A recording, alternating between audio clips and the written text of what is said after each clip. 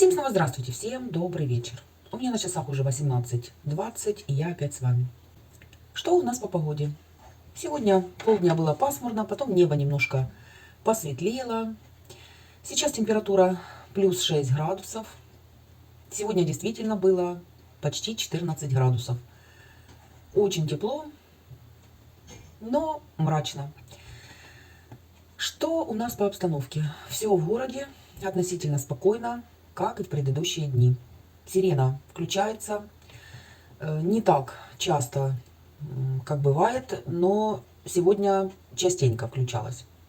Слава богу, в городе все спокойно, нигде ничего не слышно. Все продолжает работать, ездит транспорт, люди живут своей обычной жизнью. Сегодня я целый день пыталась чем-то заниматься, чем-то отвлекаться. Очень какое-то мрачное настроение. Так хочется, чтобы на улице было солнце, чтобы был снежок. Но пока у нас этого ничего нет. Что я сегодня делала?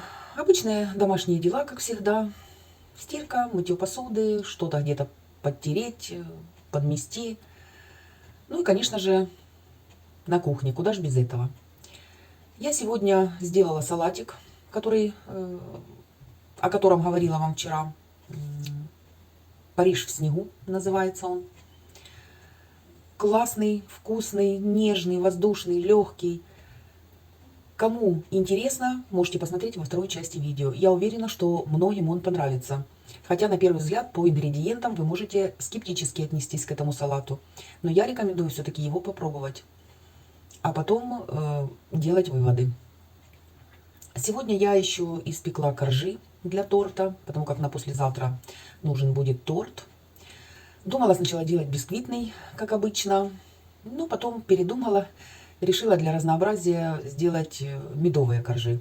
Но медовик я буду делать не классический, а такой более ленивый вариант, без раскатки коржей. И оформлять, конечно, я его буду не так, как обычные медовики. Потому как мне украшение нужно более праздничное, более красивое. Вот этим я и занималась. На ужин сейчас сварю картошку, что-то там мясное есть, по-моему, котлеты еще есть. И сегодня, может быть, сделаю крем и соберу этот тортик, чтобы он пропитался. Хотя я уверена, что ему много времени для пропитки не нужно, потому как сами коржи очень нежные, очень мягкие. Ну, я, знаете, как всегда, делаю все заранее. И самое такое объемное и занимающее больше всего времени — это торты. Поэтому я их всегда делаю за день, за два. Завтра мне предстоит тоже много чего приготовить. Может быть, завтра выеду в магазин кое-что подкупить. В общем, обычные дела. Все как во всех семьях. Есть будни, есть праздники.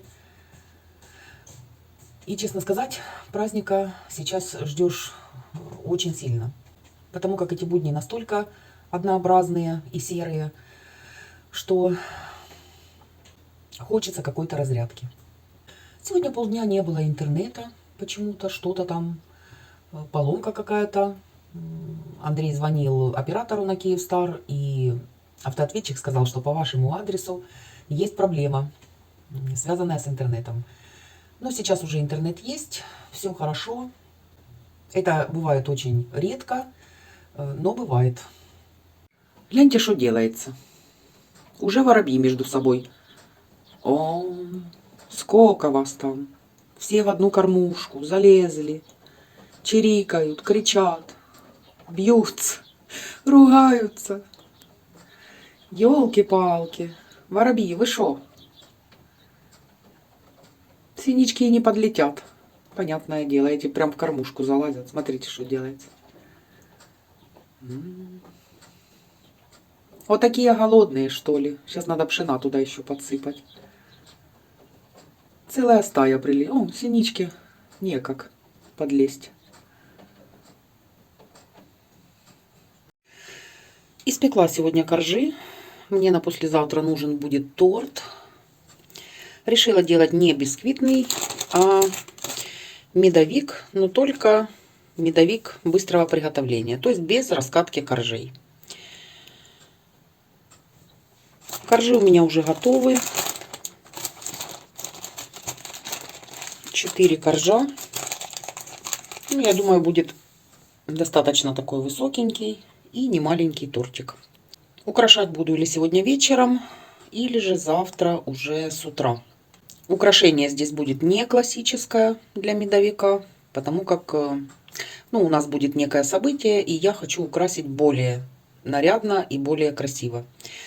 Просто для разнообразия сделала медовичок. Итак, друзья, делаю сегодня салат, о котором я вам вчера говорила. Очень простой, бюджетный и очень-очень вкусный. Для салата нужны яблоки, сыр и яйца. Все. Естественно, в дополнение майонез, соль и больше ничего. Я взяла 2 небольших яблока кисло-сладких, очистила их от кожицы и семян. Нужен сыр полутвердый, конечно, вкусненький сыр должен быть, и желательно посветлее. И 2 отваренные вкрутую яйца. Салат выкладываю слоями в тарелку. Яблоки натерла на крупной терке, выложила первым слоем, немножко сбрызнула лимонным соком и чуть-чуть посолила. Теперь этот слой нужно смазать майонезом. Не смазать, а сделать сеточку. Никакие слои прижимать нельзя. Салат должен быть воздушным.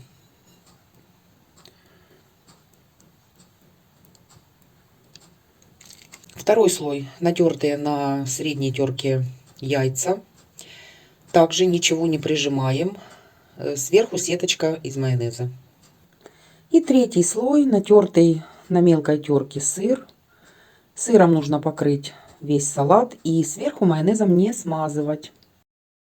Все, друзья, салат готов. Его нужно поставить в холодильник хотя бы на полчаса, чтобы он пропитался. В украшении он не нуждается, потому как название такое «Париж в снегу». Должен быть вот воздушным, и все тут будет лишнее. Единственное, что я поставила точечки из майонеза, хотя сейчас смотрю и думаю, что этого тоже не нужно было делать. Ну ничего. Сейчас салат немножко настоится, я его попробую. Очень давно делала этот салат. Уже аж слюнки бегут. Салатик у меня поставил в холодильнике, наверное, час. Пробую. Париж в снегу. Давно я не делала этот салат.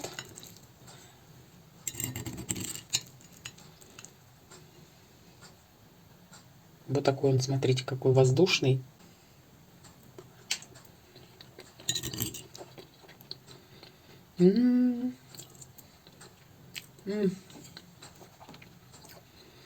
Какая вкуснота. Многим женщинам очень понравится этот салат, друзья.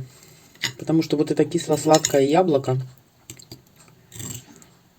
придает такой изысканный вкус. Очень классный.